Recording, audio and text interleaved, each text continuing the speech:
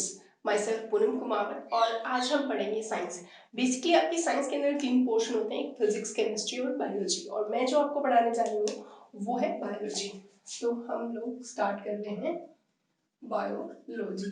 देखिए, आपकी बायोलॉजी का जो फर्स्ट चैप्टर है उस चैप्टर का इंट्रोडक्शन हमारे बायोलॉजी वर्ड से ही होता है। कैसे?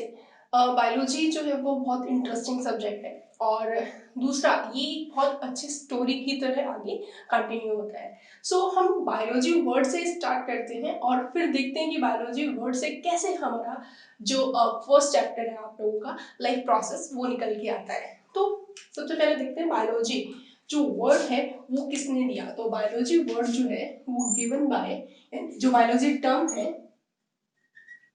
Given by Lamarck and Treviranus.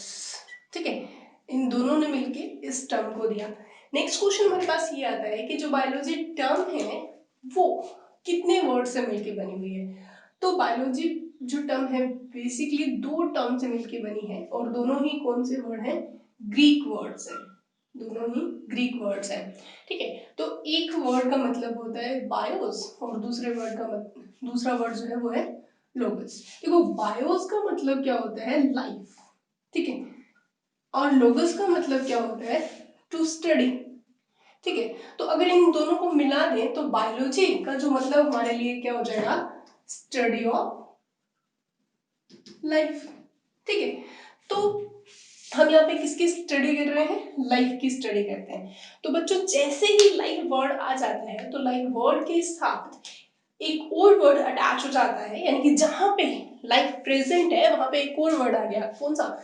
जहां पे लाइफ है तो that mean they all are living. ठीक है, तो हमारे पास यहाँ पे वर्ड आ गया लिविंग्स। ठीक है, अब हमारे पास क्वेश्चन ये है कि लिविंग ऑर्गेनिजम्स जो हैं उनको कैसे आइडेंटिफाई करें ऑन अर्थ।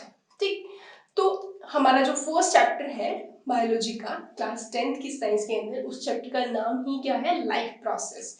यानी कि यहीं से हमारा जो फर्स्ट चैप्टर है कौन सा है? Life process. ठीक है, हम यहाँ तक पहुंचेंगे, इसको भी समझेंगे, पर अभी देखते हैं कि लिविंग्स क्या है जहाँ पे लाइफ प्रेजेंट है, और लाइफ वर्ड कहाँ से आया है? बायो से आया है, और दोनों ही वर्ड कैसे हैं? ग्रीक वर्ड है। किसने दिए थे? बायोलॉजी वर्ड किसने दिया? लेमार्क और ट्रेवेंसन से। देखो, मैं बिल्कुल बेसिक चीज आपको बता रही हूँ, उसके बाद हम लाइफ प्रोसेस क्या है, क्यों होती है, कौन कौन सी है, इनको हम बहुत बहुत इजी वे में और हर एक पॉइंट को क्लियर करते हुए समझेंगे। आपको पढ़ना भी है प्लस समझना भी है चीजों को, तो ये सारी चीजें अपने आप ही रिकॉल करते रहेंगे और क्लियर होती रहेंगी। बस आपको थोड़ा कंसंट्रेशन के साथ एक एक वर्ड को सुनना और समझना है। सो अब हमारे पास एक टास्क ये है कि लिविंग क्या है, हम अर्थ पे लिविंग को किस तरीके से आइडेंटिफाई करेंगे। देखो, अर्थ पे लिविंग को आइडेंटिफाई करने के लिए हमारे पास 2 तरह के फीचर्स रहते हैं। ठीक है, एक तो वो फीचर्स होते हैं जो डिफाइनिंग प्रॉपर्टी होती है, और एक वो फीचर्स होते हैं जो नॉन डिफाइनिंग फीचर्स होते हैं। देखिए, अगर लिविंग के बारे में आपसे पूछा जाए कि आप बताइए कि लिविंग क्या है, तो लिविंग को लेके हर एक स्टूडेंट के अपने अलग अलग पर्सपेक्टिव्स होते हैं, अलग अलग उनकी डेफाइंस रहती है। जैसे कि कोई बोल पा रहा है, चल पा रहा है, ग्रोथ कर पा रहा है। ठीक है, तो इस तरह के जो क्वेश्चंस के आंसर रहते हैं ये एक कंफ्यूजन क्रिएट करते हैं कि एग्जैक्टली हम लाइफ या लिविंग को किस तरीके से डिफाइन करें। तो आज हम वही कैरेक्टरिस्टिक्स देखेंगे, पहले तो कि लिविंग को कैसे पहचाने, देन हमारा टास्क होगा कि उन लिविंग्स में लाइफ किस तरीके से सस्टेन रहती है, बनी हुई रहती है, यानी कि वो कौन सी प्रोसेस है जो लिविंग को लाइव बनाए रखती है। ओवरऑल वो कौन सी प्रोसेस होती है? लाइफ प्रोसेस होती है। इनको हम सारी लाइफ प्रोसेस को डिटेल में करेंगे। तो अभी तो हमारा पहला टास्क क्या है? लिविंग को आइडेंटिफाई करना। ठीक है, तो अगर हम लिविंग को आइडेंटिफाई करें तो मैंने अभी बताया कि लिविंग के 2 तरह के फीचर्स होते हैं। एक होते हैं डिफाइनिंग फीचर्स, ठीक है, और दूसरे कौन से होते हैं? Non defining features. ठीक है, तो हम इन दोनों के बारे में देखते हैं। डिफाइनिंग का मतलब देखते हैं पहले। तो डिफाइनिंग का मतलब क्या होता है? जो डिफाइनिंग वर्ड वो होता है कि ऐसे फीचर्स जिनका कोई भी एक्सेप्शन नहीं है, यानी कि हम एग्जैक्टली बोल सकते हैं कि ये फीचर है, दैट मीन वो लिविंग ही है। और नॉन डिफाइनिंग के अंदर हमें क्या देखने को मिलेंगे? एक्सेप्शन। तो डिफाइनिंग का मतलब क्या होता है?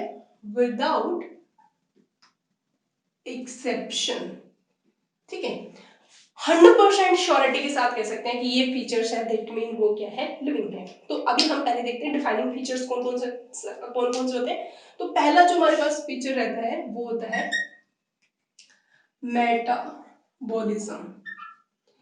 ठीक है, पहला फीचर हमारे पास कौन सा आता है? मेटाबॉलिज्म। मेटाबॉलिज्म क्या होता है? देखो आपने लास्ट क्लास में सेल पढ़ा था, सेल के अंदर साइटोप्लाज्म होता है और उस साइटोप्लाज्म में बहुत different type of chemicals present होते हैं। वो केमिकल्स से रिलेटेड काफी सारी केमिकल रिएक्शंस होते रहते हैं। उन केमिकल रिएक्शंस में वो केमिकल्स जो होते हैं वो डिफरेंट डिफरेंट फॉर्म में कन्वर्ट होते रहते हैं। तो उन सारी प्रोसेस को हम क्या बोलते हैं? Metabolic reaction. तो ये क्या होती है? ये होती है सम total of all chemical reactions। ठीक है, और ये जो रिएक्शंस होती हैं ये दो टाइप की होती हैं। कौन कौन सी? एक होती है एनाबॉलिक रिएक्शन और एक होती है कैटाबॉलिक रिएक्शन। हम इन दोनों रिएक्शंस को बहुत बहुत डिटेल में करेंगे। इन दोनों के एग्जांपल से आपको क्लियर होगा। देखो, एनाबॉलिक रिएक्शंस का मतलब होता है जब कोई सिंपल सब्सटेंस आपस में सिंथेसिस होते हैं और किसको बनाते हैं? एक कॉम्प्लेक्स सब्सटेंस को। यानी कि ये क्या थे? सिंपल, और ये जो बना है वो कौन सा है? कॉम्प्लेक्स। ठीक है, तो इस तरह की रिएक्शंस को हम क्या बोलते हैं? Anabolic reaction. जो कि कैटाबॉलिक रिएक्शंस क्या होती है? जस्ट इसके अपोजिट होगी, जिसके अंदर कोई कॉम्प्लिकेटेड सब्सटेंस क्या होता है? ब्रेक होता है और किस में कन्वर्ट हो जाता है? सिंपल सब्सटेंस में। ठीक है, तो ये हमारी रिएक्शंस कौन सी होती है? एनाबॉलिक और कैटाबॉलिक रिएक्शंस। एग्जांपल की बात करें, अगर हमें ग्लूकोज को बनाना है, अभी हम पढ़ेंगे लाइफ प्रोसेस के अंदर ये सारी फिनोमेना पढ़ेंगे। अगर फोटोसिंथेसिस एक फिनोमेना है जिसके अंदर प्लांट क्या होता है? अपना खाना खुद बनाता है। देखेंगे कैसे बनाता है। That is important and very interesting phenomena कि खाना कैसे बनता है। ये हम सब जानते हैं कि जो प्लांट होते हैं वो अपना खाना खुद बनाता है, बिल्कुल सही बात है। लेकिन कैसे बनाता है भाई, ये चीज तो और भी इंटरेस्टिंग होगी। तो ये हम आज समझेंगे कि किस तरीके से प्लांट जो है वो खाना बनाता है। ठीक है, तो खाना बनाना दैट मीन ग्लूकोज बनाना। तो प्लांट क्या करता है? सिंपल जो सब्सटेंसेस होते हैं, सिंपल इनऑर्गेनिक, जैसे कि CO2, वाटर, सनलाइट, क्लोरोफिल, इन सब की प्रेजेंस में उसने क्या कर दिया? ग्लूकोज बना दिया। Glucose is a complicated substance, organic substance. ठीक है, तो एनाबॉलिक की अगर हम एग्जांपल की बात करें तो इसका एग्जांपल क्या हो जाएगा? Photosynthesis phenomena. ये इसका क्या हो गया? एग्जाम्पल। जबकि कैटाबॉलिक रिएक्शन के अंदर हमें एनर्जी को अगर गेन करना है, एनर्जी लेनी है, तो उस टाइम पे हम क्या करते हैं? ग्लूकोज को ब्रेक करते हैं ताकि हमें एनर्जी मिल सके। सेम प्लांट भी ऐसा ही करता है कि जब उसको बनाता किस लिए है वो खाना? ताकि उससे एनर्जी को ले सके। तो ग्लूकोज का टूट कर एनर्जी फॉर्म होना, यानी कि ग्लूकोज का टूटना, तो वो प्रोसेस कौन सी होती है? रेस्पिरेशन। देखिए, ग्लूकोज जो होता है वो किसकी प्रेजेंस में टूटता है? ऑक्सीजन की प्रेजेंस में टूटता है। तो ग्लूकोज का टूटना ब्रेकेबल, तो जो फिनोमेना होती है वो होती है कैटाबॉलिज्म। और कोई चीज बन रही होती है तो उस फिनोमेना को हम बोलते हैं एनाबॉलिक। इन दोनों को मिला के हमारी कौन सी रिएक्शन आती है? मेटाबॉलिज्म। तो हम बोल सकते हैं कि जितने भी लिविंग है उन सब में कौन सी फिनोमेना होती है? मेटाबॉलिज्म होती है। तो metabolism is a defining feature of the living. ठीक है, नेक्स्ट सेकंड अगर हम देखें फिनोमेना वो बात करें, वो क्या होता है? Cellular organisation. जो आपने क्लास 9th के अंदर पढ़ के आए हो कि इसका मतलब क्या होता है? Presence of cell. देखो, जितने भी लिविंग ऑर्गेनिज्म है, सेल आपने डिटेल में पढ़ी थी 9th क्लास के अंदर कि जितने भी ऑर्गेनिज्म हैं वो सब किसके बने होते हैं? सेल के। तो इसको हम क्या बोलते हैं? Basic unit, structural unit, functional unit of the livings. ठीक है, तो हम बोल सकते हैं कि जहां लाइफ सेल है उसको हम क्या बोलते हैं, लिविंग में। लाइफ सेल का मतलब क्या है, फॉर एग्जाम्पल मैं आपको समझाती हूँ। मान लीजिए आपके सामने एक चेयर पड़ी है या टेबल है जो किसका बना है, वुड का बना हुआ है। ध्यान से समझना है इस चीज को कि वो किसका बना हुआ है, वुड का बना हुआ टेबल है आपके सामने, लकड़ी का बना हुआ। और मैं अगर आपसे उस टेबल को दिखा के मैं आपसे पूछूं कि वो जो टेबल है वो लाइव है यानी कि लिविंग है या नॉन लिविंग है, तो मोस्ट ऑफ केस में आंसर हमारा क्या जाता है कि भाई टेबल है, ना चल सकता है ना बैठ सकता है, ना उसमें मेटाबॉलिक रिएक्शंस होती है, ना मतलब इस तरह के, ना वो मतलब किसी भी तरह की फिनोमिना परफॉर्म नहीं कर सकता। दैट मीन वो क्या हुआ, नॉन लिविंग। तो ये हमारा आंसर गलत होगा माय डियर किड्स, क्योंकि वो टेबल वुड का बना हुआ है और वुड जो थी वो that is a part of plant. ठीक है, वो जो वुड है वो किसका पार्ट रहा हुआ है, प्लांट का पार्ट रहा हुआ है। तो इसका मतलब क्या हुआ, और प्लांट किसका बना होता है, क्योंकि every living is form by cell. ठीक है, तो प्लांट किसका बना हुआ है, सेल का बना हुआ है। तो जो वो टेबल है वहां पे जो सेल प्रेजेंट है, लेकिन वो सेल कौन सी स्टेट में है, डेड सेल है। तो यहाँ पे उसको नॉन लिविंग ना कह के उसको हम किस कैटेगरी में रखते हैं, that is a dead substance. ठीक है, तो अर्थ पे हमें तीन तरह की सब्सटेंसेस देखने को मिलते हैं। कुछ होते हैं लिविंग ऑर्गेनिज्म के फॉर्म में, कुछ होते हैं नॉन लिविंग जो जिनके अंदर ये सारी रिएक्शंस नहीं होती, और थर्ड क्या रहते हैं, डेड सब्सटेंस, यानी कि वो कभी ना कभी अपनी लाइफ की किसी स्टेज में क्या थे, लाइव थे, जिंदा थे। ठीक है, नेक्स्ट जो थर्ड हमारा डिफाइनिंग फीचर रहता है वो रहता है कॉन्शियसनेस। कॉन्शियसनेस का मतलब होता है रिस्पॉन्ड टू स्टिमुली। यहाँ पे स्टिमुली होता है कि जो एनवायरमेंटल चेंजेस होते हैं, यानी कि एक्सटर्नल जो हमें एक एग्जांपल से समझते हैं कि जैसे कि पिन चुभी और हमारा हाथ पीछे हो जाना, दैट इज अ स्टिमुलेशन। ठीक है, यानी कि स्टिमुलेशन होते हैं चेंज इन एनवायरमेंट। ठीक है, स्टिमुलेशन का मतलब क्या होता है, यहाँ पे मैं लिख देती हूँ, चेंज इन एनवायरमेंट। ठीक है, तो उन चेंजेस को हम क्या बोलते हैं, stimuli.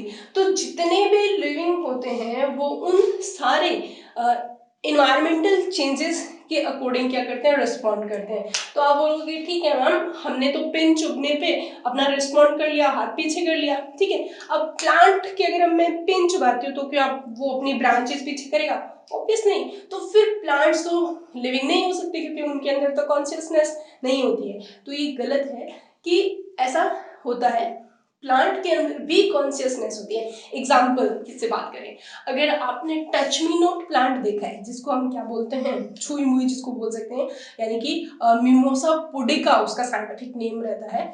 Touch me not plant वो रिस्पॉन्ड करता है एक्सटर्नल स्टिमुली को। कैसे, अगर हम टच मी नॉट प्लांट को टच करते हैं तो उसकी जो लीव्स होती है वो क्या हो जाती है, कर्व्ड हो जाती है, श्रिंक्ड हो जाती है।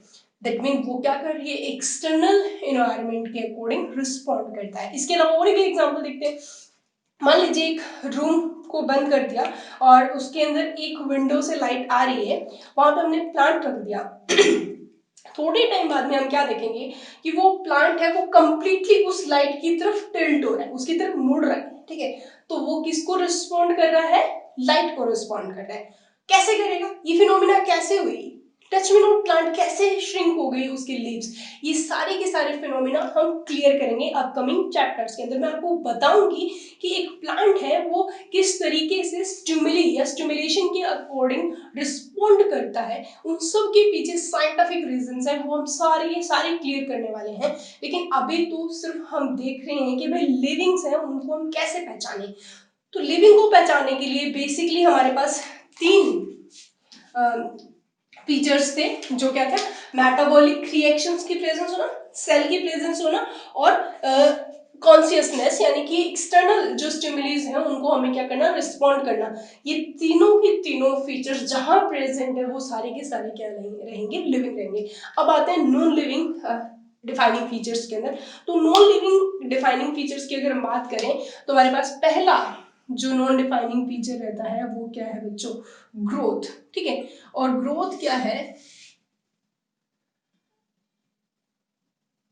इरिवर्सिबल इंक्रीज इन साइज बोल सकते हो, मास बोल सकते हो, या फिर आप नंबर बोल सकते हो। ठीक है, साइज में या मास में या नंबर में अगर कोई इंक्रीज होता है तो उसको हम क्या बोलते हैं, उस फिनोमेना को हम क्या बोलते हैं, ग्रोथ बोलते हैं। ठीक है, अब क्वेश्चन ये आ जाएगा कि ग्रोथ तो हम छोटे थे और बड़े हो गए, ठीक है, ऐसे ही प्लांट छोटा होता है बड़ा होता है, तो दैट मीन ग्रोथ तो हमारा क्या होना चाहिए था, लिविंग का डिफाइनिंग फीचर होना चाहिए था, लेकिन मैंने इसको किसमें पुट कर दिया, नॉन डिफाइनिंग में। रीजन क्या है, रीजन ये है कि जो ग्रोथ है वो नॉन लिविंग में ही शो करते हैं। नॉन लिविंग कैसे शो करते हैं, जैसे कि मान लीजिए ये इस तरीके से कोई सैंड दून है या माउंटेन है जिसके ऊपर बाहर के सब्सटेंस आके क्या हो रहे हैं, डिपोज्ड हो रहे हैं। थोड़े टाइम बाद में हम क्या देखेंगे, वो माउंटेन क्या हो गया, बड़ा हो गया, क्योंकि उसके ऊपर बाहर से जो बॉडी सरफेस पे सब्सटेंस क्या हो गए, जमा होने लगे, अक्यूमुलेट होने लगे, तो उसका साइज अब क्या हो गया, इंक्रीज हो गया। दैट मीन जो ग्रोथ है वो लिविंग के साथ साथ हमें नॉन लिविंग्स के अंदर भी देखने को मिल रही है। ये एक एक्सेप्शन हो गया कि ये सिर्फ और सिर्फ लिविंग में ना होगी, किसमें प्रेजेंट है, नॉन लिविंग में प्रेजेंट है, इसीलिए हमने ग्रोथ को कहां पुट कर दिया, नॉन डिफाइनिंग फीचर में। लेकिन एक चीज आप याद रखना, जो ग्रोथ होते हैं उसके दो टाइप होते हैं, ये मैं थोड़ा सा आपको आगे की बता रही हूँ। एक ग्रोथ होती है एक्सटर्नल ग्रोथ होती है बच्चों, और एक ग्रोथ होती है वो कौन सी होती है, इंटरनल ग्रोथ होती है। ठीक है, तो अब जो ये एक्सटर्नल ग्रोथ है वो तो लिविंग में भी होती है और प्लस नॉन लिविंग में भी होती है। ठीक है, जबकि इंटरनल ग्रोथ जो होती है only present in livings. It is a important thing, यानी कि अगर इंटरनल ग्रोथ की बात चल रही है, सिर्फ और सिर्फ किसकी, इंटरनल ग्रोथ, इंटरनल ग्रोथ जो सिर्फ और सिर्फ कहाँ प्रेजेंट होती है, लिविंग में प्रेजेंट होती है। तो अगर इंटरनल ग्रोथ अगर आपसे पूछा जाए, इंटरनल ग्रोथ कौन सा फीचर है, डिफाइनिंग है या नॉन डिफाइनिंग है, यहाँ पे थोड़ा सा आपको चीजों को समझना होगा, क्लियर करना होगा कि अगर इंटरनल ग्रोथ है that mean it is a defining feature of living, लेकिन अगर सिर्फ ग्रोथ दे दिया तो आंसर गलत हो जाएगा, वो किस में जाएगा, नॉन डिफाइनिंग फीचर में। सो अब देखते हैं नेक्स्ट जो हमारा नॉन डिफाइनिंग फीचर है वो है रिप्रोडक्शन। ठीक है, बड़ा सुनने में अजीब लगता है कि रिप्रोडक्शन जो है उसका क्या एक्सेप्शन हो सकता है, ये नॉन लिविंग में तो होता ही नहीं। बिल्कुल सही, रिप्रोडक्शन जो फिनोमिना है वो सिर्फ और सिर्फ किस में होते हैं, लिविंग में होती है। बिल्कुल सही, तो फिर इसको मैंने नॉन डिफाइनिंग में क्यों रखा, डिफाइनिंग में क्यों नहीं रखा।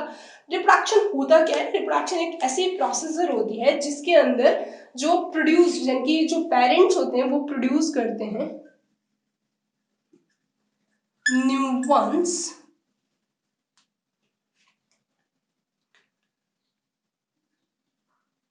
Own kind.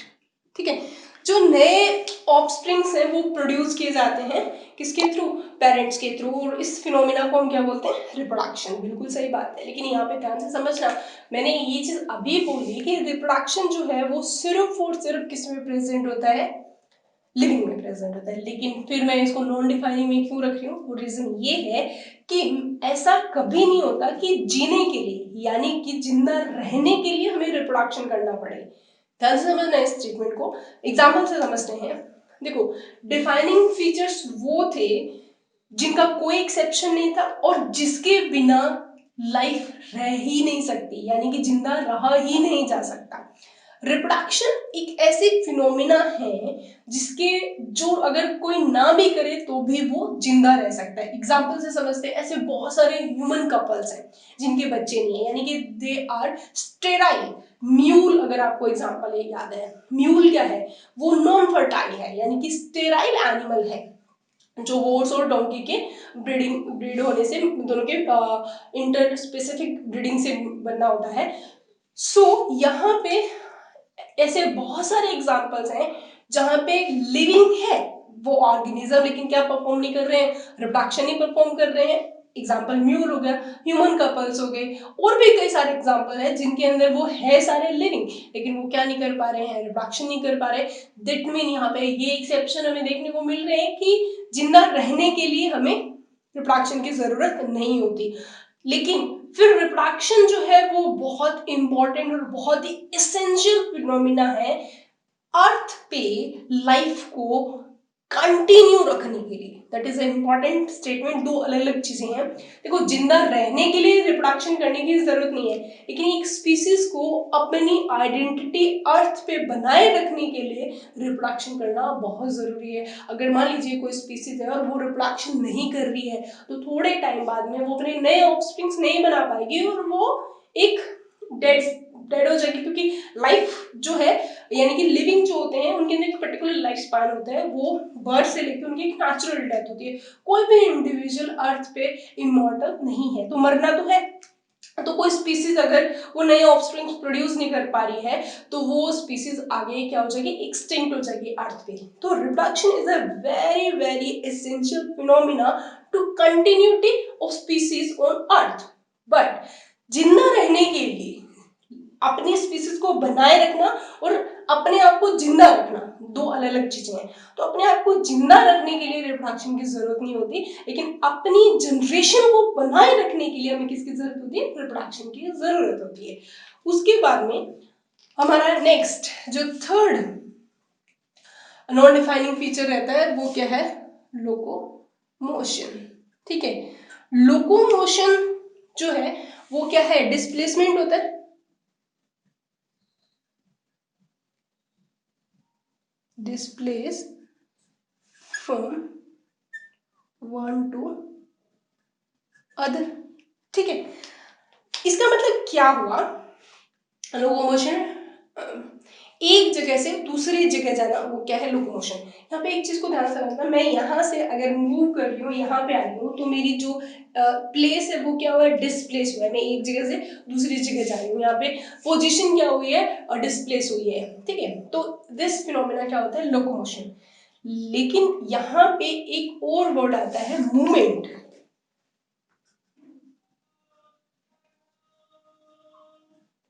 ठीक है, मूवमेंट की अगर बात चल रही है तो वहां पे मैं स्टार लगा देती हूँ भाई। मूवमेंट जो है वो अलग चीज है। मूवमेंट है मैं बोलना, मेरे हाथों का हिलना, मेरा देखना, आप लोगों का देखना, मेरा सुनना, आप लोगों का सुनना, मेरी टंग का मूवमेंट हो रहा है, आपके ईयर जो है वो सुनने के लिए, जो ईयर के अंदर छोटी छोटी बोन्स प्रेजेंट होती है वो मूवमेंट कर रही है, तभी हम क्या कर पा रहे हैं, चीजों को सुन पा रहे हैं। तो मूवमेंट बेसिकली अलग चीज है, लोकोमोशन अलग चीज है। ठीक है, तो मूवमेंट तो हमारा क्या रहता है, डिफाइनिंग फीचर्स रहता है। जैसे कि टच मी नोट, अगर वो टच कर रहे थे और उसकी लीव्स क्या हो रही थी, श्रिंक हो रही थी, वो क्या हो रहा था, मूवमेंट हो रहा था। लेकिन लोकोमोशन प्लांट्स नहीं करते, एक जगह से दूसरी जगह प्लांट्स नहीं जाते। अगर मूवमेंट की बात चल रही है तो वो हम किस में रख देंगे, डिफाइनिंग फीचर में रख देंगे।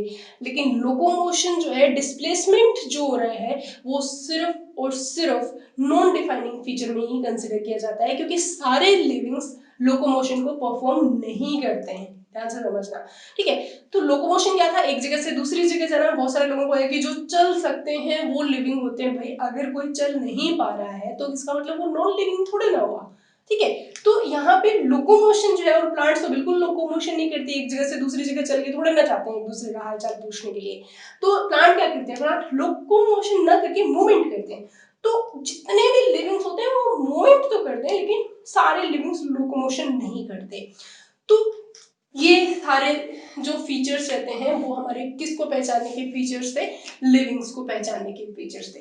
ठीक है, अब हमें एक चीज तो क्लियर हो गई। देखो, आपकी ये बोर्ड बेस्ड क्वेश्चन बनता है कि right the characteristic feature of living organism. ये आपका बोर्ड का क्वेश्चन बनता है जिसको आपको एक्सप्लेन करना होता है। तो आई थिंक इस क्वेश्चन का आंसर आपको मिल गया है। Right the characteristic feature of living. Then आप लिख सकते हो कि कुछ तो डिफाइनिंग फीचर्स होते हैं, कुछ नॉन डिफाइनिंग। डिफाइनिंग में ये आ गए, नॉन डिफाइनिंग में ये आ गए। तो आपका एक बोर्ड का जो क्वेश्चन है वो क्लियर हो गया। इसके अलावा छोटे छोटे ऑब्जेक्टिव क्वेश्चंस तो जो बहुत सारे क्लियर हुए हैं, जैसे कि बायोलॉजी का मतलब क्या होता है, स्टडी ऑफ लाइफ होता है, बायोलॉजी वर्ड कहाँ से आया, ग्रीक लैंग्वेज से आया।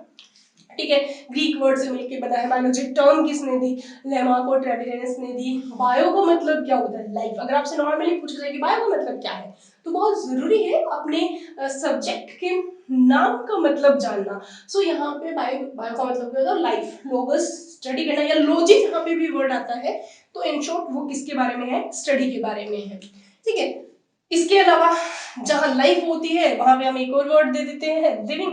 लिविंग को कैसे कैसे पहचानेंगे, तो उसके लिए हमारे पास कुछ ऐसे विदाउट एक्सेप्शन फीचर्स होते हैं जिनके ऊपर आप 100% श्योरिटी से कह सकते हो कि भाई ये फीचर है, दैट मीन ये लिविंग है। तो वो फीचर कौन कौन से थे, मेटाबॉलिक रिएक्शंस, ठीक है, जो कि सेल के साइटोप्लाज्म में होती है, कुछ बनना कुछ टूटना, डिटेल में देखेंगे। अभी हम फोटोसिंथेसिस को भी क्लियर करेंगे, रेस्पिरेशन को भी क्लियर करेंगे। मैं आपको बताऊंगी कि फोटोसिंथेसिस में खाना कैसे बना, और मैं ये भी बताऊंगी कि रेस्पिरेशन के दौरान जो वो ग्लूकोज था, वो खाना जो था वो कैसे टूटा और हमें कैसे एनर्जी मिली, क्योंकि उस एनर्जी से मैं बोल पा रही हूँ, आप सुन पा रहे हो। तो एनर्जी इज वेरी एसेंशियल फिर हमें जितने भी वाइटल एक्टिविटीज कर रहे हैं उनको परफॉर्म करने के लिए। इसके 9th क्लास के अंदर आपने पढ़ा था सेल की प्रेजेंस, जहाँ पे लाइव सेल है तो वो क्या होगा, सेलुलर ऑर्गेनाइजेशन है। सेलुलर ऑर्गेनाइजेशन क्या मतलब है, सेल, सेल से मिलकर क्या बनते हैं टिश्यू, टिश्यू से मिलकर क्या बनते हैं ऑर्गन्स, ऑर्गन से ऑर्गन सिस्टम बिल्ट होता है।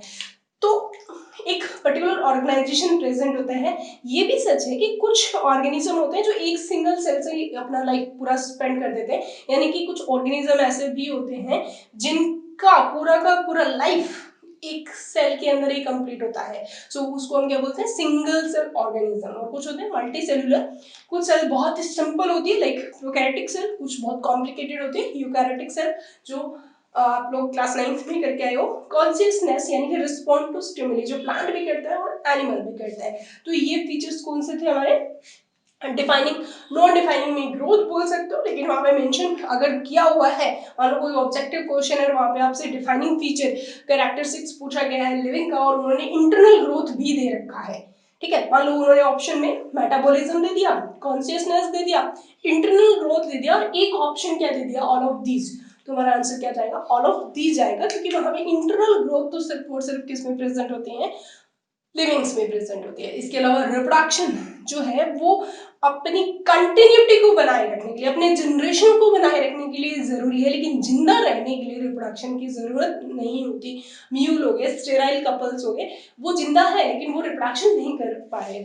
उसके बाद में अगर मूवमेंट और लोकोमोशन तो अलग अलग चीज है। अगर लोकोमोशन दिया हुआ है तो लोकोमोशन जो है वो सब नहीं कर सकते, एक जगह से दूसरी जगह सारे नहीं जा सकते, लेकिन मूवमेंट जो है मूवमेंट सारे कर सकते हैं। तो मूवमेंट और लोकोमोशन अलग अलग चीज होती है। लोकोमोशन का मतलब एक जगह से दूसरी जगह जाना, और मूवमेंट क्या है, यहाँ पे एक पर्टिकुलर डिस्प्लेस होना स्ट्रक्चर का। ठीक है, तो आप बोल सकते हो कि मूवमेंट सब कर सकते हैं लेकिन लोकोमोशन नहीं कर सकते। यहाँ पे एक ये भी चीज बोल सकते हो कि all locomotions are movement but all movements are not locomotion. मेरा हाथ इधर से इधर आया, दैट इज अ लोकोमोशन नहीं था, ये मूवमेंट था, क्योंकि प्लेस तो मेरा क्या है, सेम है। अगर मैं एक जगह से यहाँ आ गई तो ये क्या है, लोकोमोशन है, साथ में साथ मूवमेंट भी हुआ है, किसका, पैरों का मूवमेंट हुआ है। तो ये चीज बहुत अच्छे से क्लियर करनी होगी कि all locomotions are movement but all movements are not locomotion.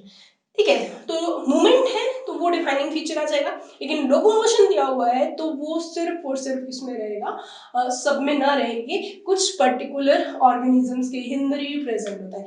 तो बच्चों ये थे हमारे पूरा का पूरा बायोलॉजी का मतलब, और लिविंग को हमने पहचान लिया। ठीक है, लिविंग को पहचानने के बाद में नेक्स्ट क्वेश्चन ये आता है कि भाई ठीक है लिविंग ये होते हैं, समझ में आ गया, लेकिन लिविंग को लाइव जिंदा रहने के लिए ऐसी कौन सी प्रोसेस चाहिए, समझ में आया।